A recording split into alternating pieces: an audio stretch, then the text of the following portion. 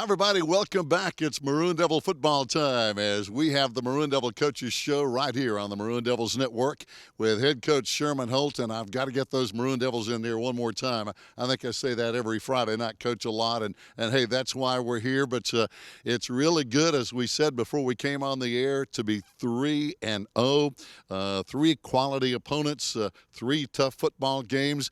And, it's good to celebrate. But hey, this week is already here, trying to get ready for a tough Tuscola team here, Coach. Yeah, you never can enjoy it for a real long time. We tell our kids, take the weekend, enjoy the success that we had, and then come back ready to work on Monday. And, our kids, they come back yesterday on Labor Day, wasn't in school, and, had a real good practice, had a good film study. And so just back to the grind, as you can say, and just getting ready for another tough opponent and install the game plan and try to be successful again on Friday night. Yeah. Coach, we always like to thank some people who have been instrumental in keeping these guys nourished. We want to keep a good football team fed and keep gaining good, strong weight. I know you have some people you'd like to talk about in that regard. Yeah, last week our pregame meal was done by the Peaks Church, so we appreciate that. And then this week, again, local market's going to feed us spaghetti today after practice. And Refuge Church is going to feed us our pregame meal on Friday. And then we're actually going to go to CJ's this week for taco night. I had that mixed up last week. So we get to go to CJ's on Thursday after practice and eat tacos. So just want to thank all those people and those businesses, churches for feeding us. The support here is just amazing. And so we want to take just a brief moment to say thank you to those people and those organizations, because our kids, they really benefit from a community that supports them and helps us out and feed them, and they look forward to that every week. So we really want to say thank you to those people. All right, no doubt about it. They're so instrumental in the success of our program, and I think that breeds chemistry between the players, Coach, when they can get together and share a meal. And chemistry, as you know, in any team, whether it's football or basketball or whatever, I think goes a long way in helping that team be better. Yeah, anytime you can spend more time with your teammates, it's always a plus, I think. And so getting to eat with them, we eat after practice almost every day. And so it's just important for our team and the chemistry part of it. It's hard to say you're going to be a team on Friday night if you don't, practice and you get to eat. And, we do fall camp and at the beginning of football season. And, it's just another way that we can kind of build that team chemistry and the camaraderie amongst one another. And so it's very important to have that aspect of your team, because it really, really helps on a Friday when, maybe something bad happens or you face a little adversity, being able to pick your teammates up and be able to count on them and trust them. Oh, no doubt. Coach, good win over the Franklin Panthers. They are always a tough team. Coach Brooks and his staff, they always do a good job and always bring a competitive team. We ran the ball really well, talking about Josh Collins, and a guy who really, I think, stepped in and did a great job as James Stroman did a good job. That backfield did great, but, hey, it starts with those big boys up front. Yeah, those guys up front played real well. You talk about Insay Ufert, left tackle. Andres Cisneros was the left guard. Grady Lewis actually played at center this week and done a real good job. Nolan Fisher at right guard, and then Drew Skaggs at right tackle. Had a couple guys that we were kind of moving around a little bit, and so those guys played real good. Those tight ends, Brandon Frost and Cole Weichel, done a good job, because we asked them to block a lot last Friday. And so, I think we run the ball 36 times for 397 yards. Wow. And so that was a pretty good night for those 5 or 6 guys up front, paving the way for Josh Collins, who I think had 177 yards on 13 carries. That's a pretty good work night for him. And, Reese done a real good job just managing the game for us. We didn't ask him to do a whole lot as far as in the passing game. And, we ran a little bit of our option stuff, but for the most part, he was just kind of the coach on the field, and he checked out of a couple things that we had that were not good and put us in a good situation. So, that's what we asked him to do, and so he did a real good job of that. And, our wideout, you talk about blocking, our wideouts last Friday done a tremendous job blocking downfield. James Arts, Corey Stillwell, Keontae Graham, Zeke Gillespie, those kids, they done a real good job blocking downfield. Once we broke to the second level, we had a bunch of big plays, and so it don't happen just one kid, but good team effort, good team win. Boys played real hard, and we're very physical, and so we were proud of that. And just to get to watch them have success, because you work so hard in practice to do the right things and to get a play right, or to line up correctly or know your assignment. And so when you work that hard and then you see it pay off on Fridays, it's good to watch those kids smile a little bit during the game, because they're having fun. And anytime you're winning, that's fun. So it's good just to watch them have a little success, be able to kind of not joke necessarily during the game, but they get to grin when you pull them out in the midway through the third quarter, and they've had a real good night. So. Coach, talking about the defense, Lucas Sutton, I thought, had a great comment this week in one of the stories that was online somewhere. He was talking about the communication between Reese and himself and Skeet Cook. Talk about that communication and how important that is to our defense, who had another really solid night. Yeah, so we'll start from the back end and come up. Reese does a real good job of recognizing different formations, different sets, motions, trades, whatever it may be, and he does a lot of film study. And so he's kind of the coach on the field for us, and he's calling out certain things to those linebackers, and they're relaying it to those D linemen. Lucas Sutton calls every defense for us. He looks to the side, gets a signal from Coach Napier, and so it's one of those things where communicating from the different levels, whether it be from a D-line to linebackers, linebackers to D-line, safeties to the line, it's very important. Communication's real big on defense, and Lucas does a real good job. He's just got a knack for the football, and Skeet Cook, sophomore linebacker, he's only getting better. And tremendous growth for him in the last month. He coming into camp, that was a question mark, was who was going to play that other inside linebacker spot. And, Skeet's had 3 really good games, and he's kind of solidified himself right there. And we've got some other guys. Mason Cochran come in on Friday and had some real good time and made some tremendous plays on special teams.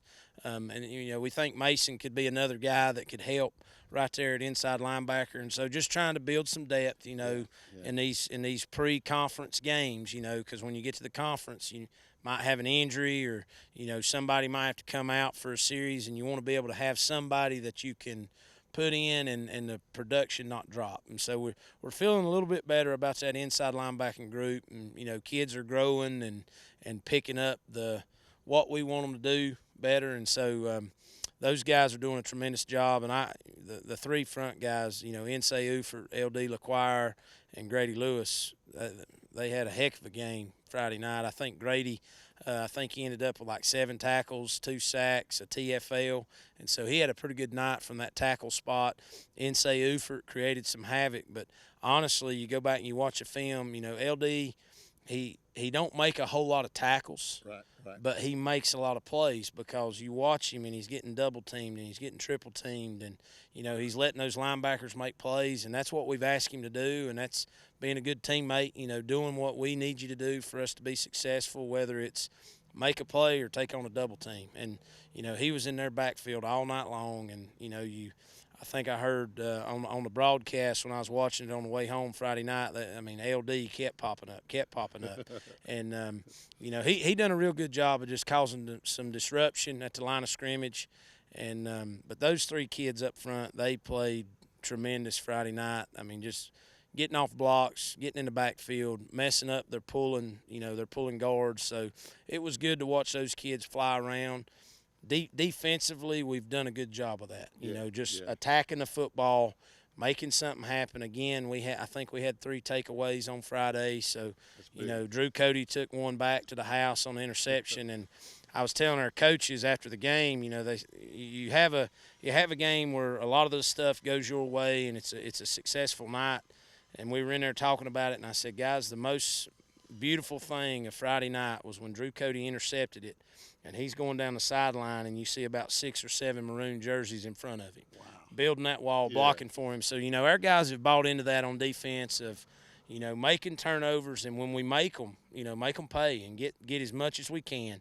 And so kids done a good job flying around Friday night defensively. Proud of that. Yeah. Coach, now I have to say this. One of our old broadcast partners is probably going to take some of that credit because I understand he was up on top of the press box with a headset on instead of on the broadcast. So you got to give a little shout out to Coach Rod White there.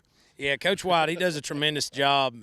He comes to practice a couple days a week, and he's helping with that inside linebacking core.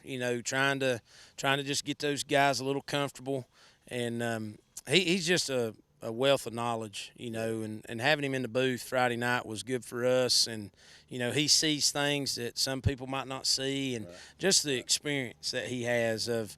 All right, Coach, this is what they did right here. This is what we did. We need to adjust, or might need to do this. But just being able to have him in the headset and kind of have him in your ear a little bit always makes you feel a little better on a Friday night. But I'm not going to give him the credit. I'm going to give Drew Cody the credit.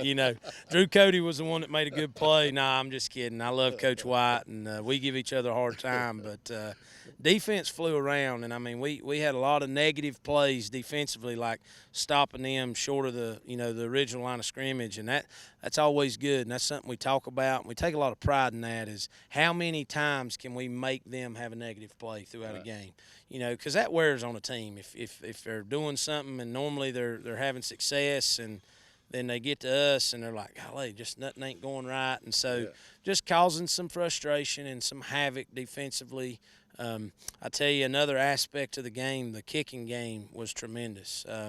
Zeke Gillespie recovered. It really wasn't an onside kick. It was kind of a pooch kick, and it hit and it bounced right to him. Wow. And so we got fortunate there, but we practiced it, and so kicking game was big. Again, Mason Cochran made several big tackles on kickoff team, and so just enjoying watching some of our younger guys or guys that have not played a whole lot in years past step up into some of those roles, whether it be special teams or just secondary play and backing up somebody. Seeing those guys have a little success and really buy into what we're trying to do, and when your number's called, rising to the occasion. So it's good to see those guys perform well. No doubt. Coming in, of course, we got to go to C.E. Weatherby Stadium over at Tuscola this Friday night. Always a challenge, taking on a bigger school with a new coach, John Crompton, over there now as the head coach. He was over at West Henderson last year and led them to a great season as their offensive coordinator. It looks like, Coach, just and you've seen film, you can tell us more about this, but last year Tuscola was a running football team. They rushed for over 3,000 yards. They ran, and they were very successful with that under Coach Chris Brookshire. This year, of course, new quarterback, Smoky Mountain transfer. It looks like they've opened it up some, and their offense is radically different, if you will. So, obviously, quite a change for Tuscola offensively.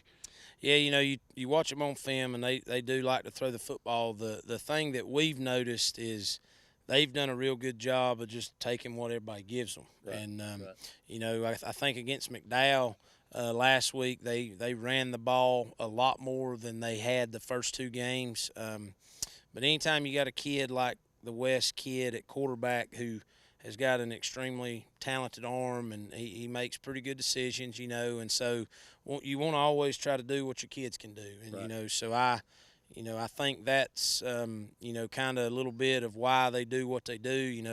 They got a real good kid at quarterback. They want to use that. They got some big wideouts that got some length. They've got some kids that can make some plays. And so just going to be a challenge for us defensively to, install the game plan and go execute at a high level. Defensively this week, it's going to be a little different than what we've seen. Kind of would probably take you back to Charlotte Country Day week a little bit, more spread team that throws it around a little bit. And so that's going to be a challenge for us, and that's always good to have challenges. And, our kids, we challenge them every day. And so but defensively going to have to play real good coverage and be able to play in space and kind of limit their big play ability. They got the big play ability, and so we got to be able to do that. And they're big up front. They do a good job protecting the quarterback, and so it's one of those things where don't overthink or don't be worried about what they do. Let's get good at what we do and do the things that we have to do to be successful. And so, our kids had a real good practice yesterday, and we're looking forward to the opportunity to just going and playing again on Friday night. And it's always good.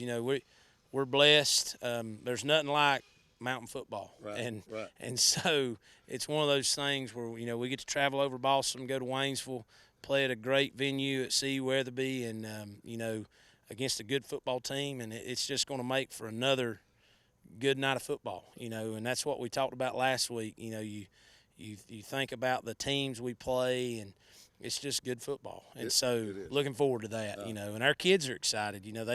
They kind of take the challenge of, all right, we're going to go play our third 3A team in 3 weeks, and so kids are excited. They're just excited they get to play football and have a good week of practice, and so we're excited about the opportunity. No doubt. Tuscola is basically one fumble away against Asheville from being a 3-0 football team. Of course, our Maroon Devils are 3-0. So we're looking at 2 quality football teams, and that means we need our fans to show up in numbers over there. Our fans have been over there before. We've played Tuscola some in the past, as you know, and don't tell Eddie West that. But anyway, it's something our fans need to arise to the challenge as well.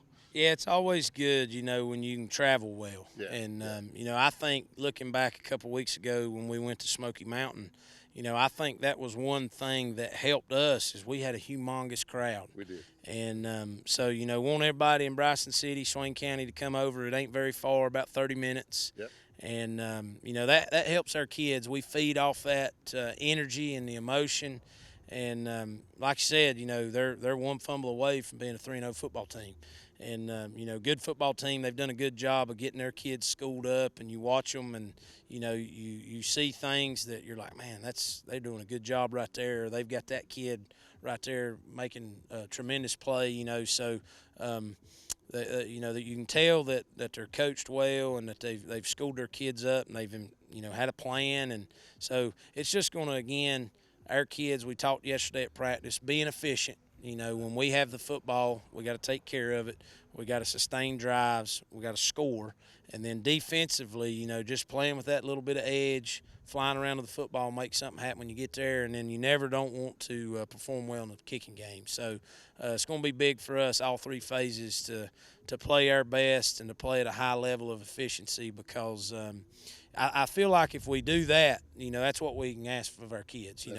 Play as good as you can, play at a high level of efficiency, and we'll just let the rest sort itself out. And we feel like we've got a good plan, and our kids are playing hard, and so we're just going to continue to get better at playing football. And that's what we've did for the first month, and we've been satisfied to this point. We've corrected some mistakes, and we're just going to keep getting better. Oh, no doubt. Fans, kickoff coming up in just a few minutes. Keep it right here. It should be a good one. The Mountaineers and the Maroon Devils right here on the Maroon Devils Network.